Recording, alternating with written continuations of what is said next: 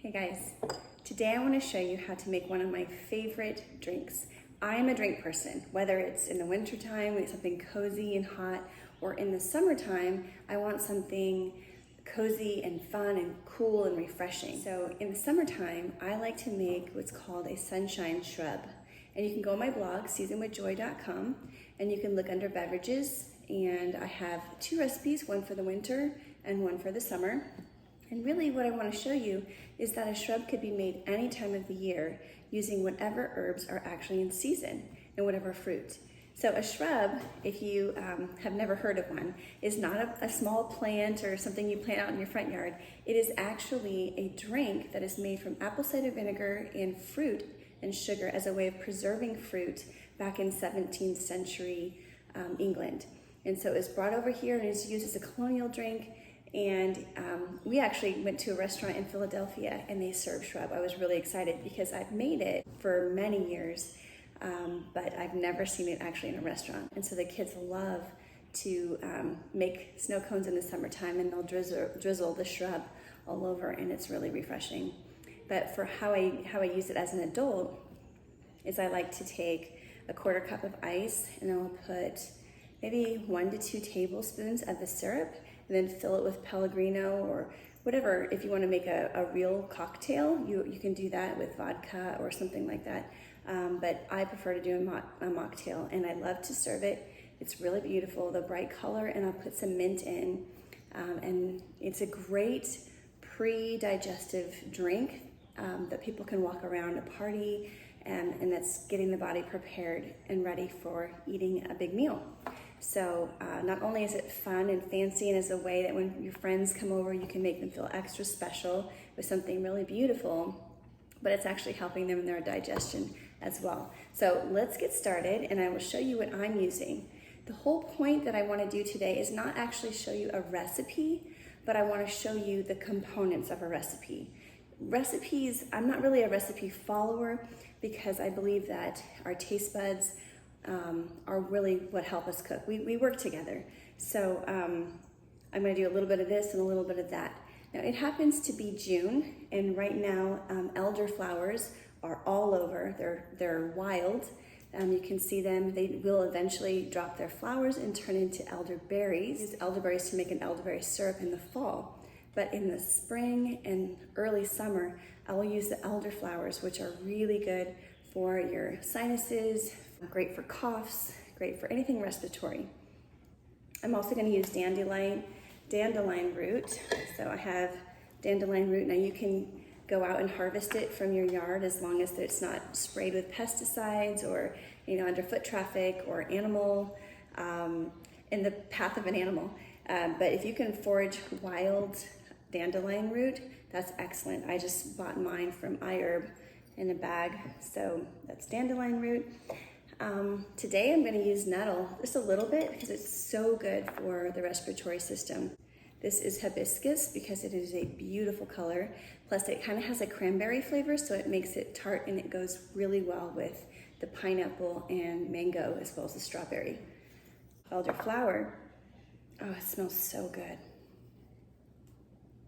But I harvested these and dried them.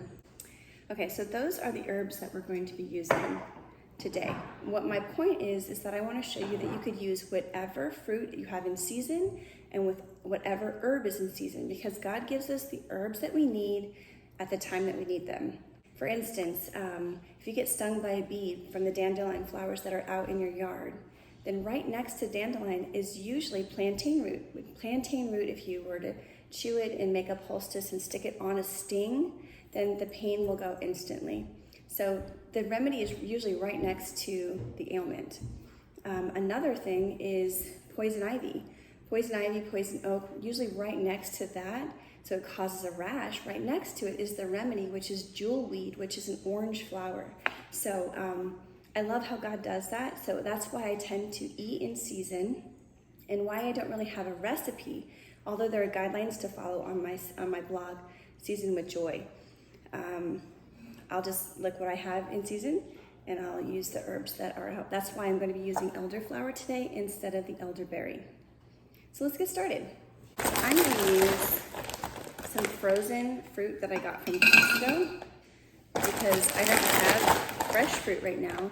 I know next month we're going to be having some blueberries on our bushes, but right now I don't have blueberries, so I'm going to be using frozen fruit, which is great because you can have it year-round. Little tropical flavor, which is really great. I'm having, so I have about 4 cups of tropical mix. And then I'm gonna put 2 cups of berries. So right now I have strawberries. If they weren't frozen, I would cut them in half because the more surface area that you give to something fermented, the better that it will ferment.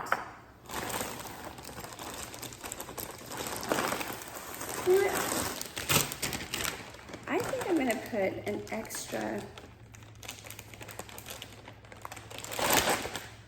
cup of pineapple because I like that tart flavor.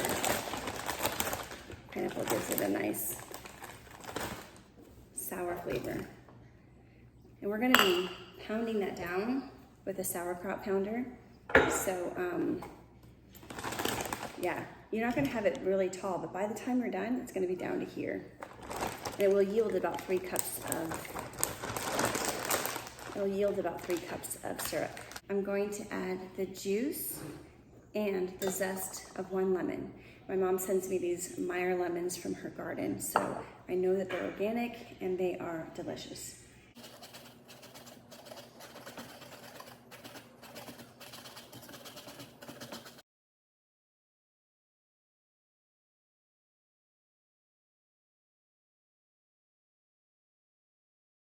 I'm not going to put the lemon rind in with the shrub because I think it will give it too much of a bitter flavor, even though they are Meyer lemons and they are sweeter. It was about 2 tablespoons of lemon juice. Plus that lemon zest will be really good. And I like to use the Meyer lemon because it is sweeter. I have some fresh turmeric and ginger. No, actually it's not fresh, it's frozen. When I get my turmeric or ginger at the store, I will wash it and then stick it in the freezer, and then it's super easy to just grate with a microplane on any of my dishes. I'm gonna take about 1 to 2 inches of the ginger and turmeric and cut it up a little bit more so that it has more surface area. And because turmeric is really good and it's more beneficial with when it's combined with black pepper, I'm gonna put a few black peppercorns in there, which might surprise some people, but it just adds a little kick. Here's some black peppercorns, probably a half a teaspoon worth. Okay, so now that we are onto the spices, I'm gonna add some cardamom pods simply because I love the spice cardamom. I just think it's one of my favorite spices. I use it in so many of my foods. I use it in rice. I think it adds such a great flavor. So good, especially in the fall and winter. But right now, it just adds this nice little, I don't know, it just goes good with everything. So about 5 cardamom pods. There we go. I'm gonna do 3 tablespoons of the dried dandelion root. If I were using fresh dandelion, I would do a 1/3 of a cup. But it's much more concentrated when it is in its dried form. So 3 tablespoons. Now really, I don't want you guys to feel like you have to have a recipe. And I apologize to those who are recipe followers. I'm just not. I really do operate by flavor and what it tastes like. The hibiscus, I love because it is really, really high in vitamin C. And it makes the most beautiful color. It tastes like cranberries. So I use that in my cranberry sauce in the fall for Thanksgiving, but I also like to use it in drinks and in teas in the summertime. So we're also gonna use nettle. Nettle is loaded. It is like the multivitamin of herbs. It is loaded with vitamin K, calcium, iron. It's super powerful. So I like to put it in a lot of things. I use it in my mineral tea. I put about 3 tablespoons in there.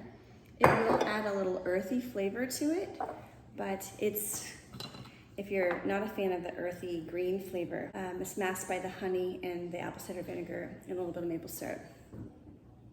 Elderflowers smells like fresh honey. It is seriously beautiful. Oh my gosh. 3 tablespoons of the elderflower. Okay, so we have all of our herbs. Cardamom, cinnamon, cloves, all of those would stimulate digestion along with the ginger. It's going to, the point is that you're wanting to do a pre-digestive tonic for the body that will get your body ready to eat. So it's stimulating digestion and getting all the juices flowing so it's ready to digest a heavy meal. So it's great as a cocktail, a pre-dinner cocktail. Now that we have our fruits, our lemons, our herbs, and spices, we're gonna add the apple cider vinegar. I prefer Bragg's apple cider vinegar that has the mother in with it. This one says it does, with the mother. I don't know why I'm usually leery of like name brand or store brands. This is what we had, so I'm gonna use that. We're gonna put 2 cups. Now this will have an apple cider vinegary flavor. So if you or your children are used to things on the sweeter side, then you're gonna wanna add a little bit more honey or maple syrup. The apple cider vinegar is what's gonna help digest the fruits and the herbs and break them down and create a nice, good bacteria in your shrub. So make sure that your apple cider vinegar is raw and it has the mother, because that means that it's a good source of healthy bacteria. Okay, to that I'm going to add a cup of honey. Now, I'm gonna measure with my eyes because I don't like adding honey to a measuring cup because then it wastes it. So I know about what a cup is. That's good. You know, unfortunately, you can't taste what it's gonna taste like until after it ferments, but no problem, because you know, if your syrup is done, you can always add more sweetener at the end of the process. So that's a cup, and then I'm gonna add a 1/4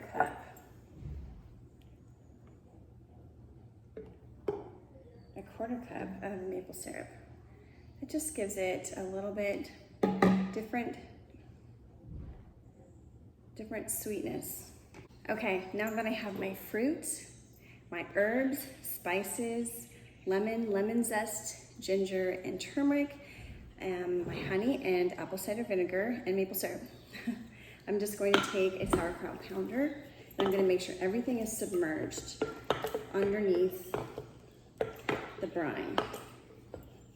You actually could probably taste the liquid to see if it's sweet enough for you, but you never really know because, you know, depending on the sweetness level of your fruits, it may not need it. So if you are, you know, I would wait until after the 3 to 5 days or 10 days if you're just putting it in the fridge to see if it's something that you need more sweetener.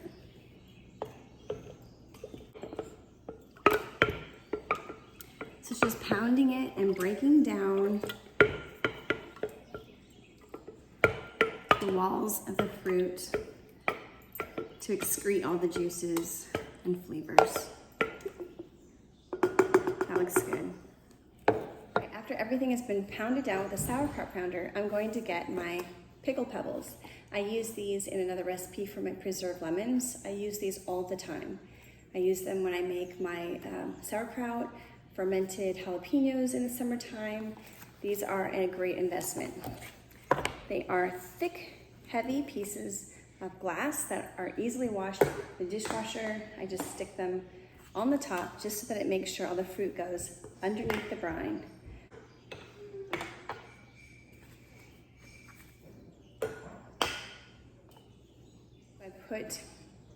I put my pickle pebbles inside. I'm going to seal the jar cover it and put it on the counter for 3 days, and then an additional 2 days in the refrigerator.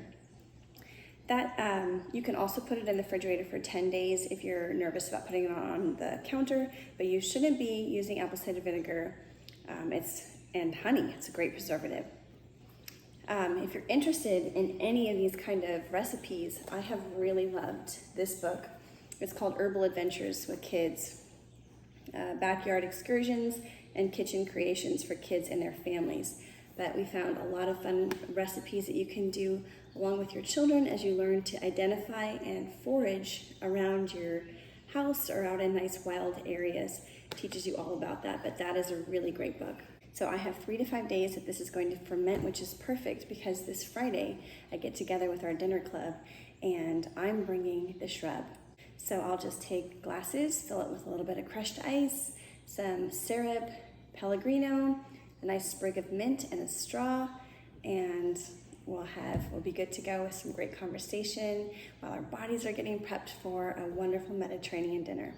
When it's all done and you strain off the syrup from the herbs and fruit, then you have about three cups of syrup that you can use. It stays in your fridge for, I guess, up to 6 weeks, 2 weeks. We are making this all summer long because the kids love it on snow cones and they love to make shrubs for dinner or just when they get thirsty throughout the day. So I hope that encourages you. I hope that you are encouraged to try cooking and experimenting with herbs and learning about the health benefits as well as the different flavors from things around you, and really pay attention to how your body responds to it. You put ginger in your mouth and really get to know what's going on in my body. Where is it? Is it stimulating? Is it making me calm? Peppermint makes you kind of feel, energized. Hibiscus is sour and your little gleekers start to salivate, which means that it's stimulating digestion. So be aware, and it's so fun because God gave us all these beautiful herbs within the seasons to give us exactly what we need for that time.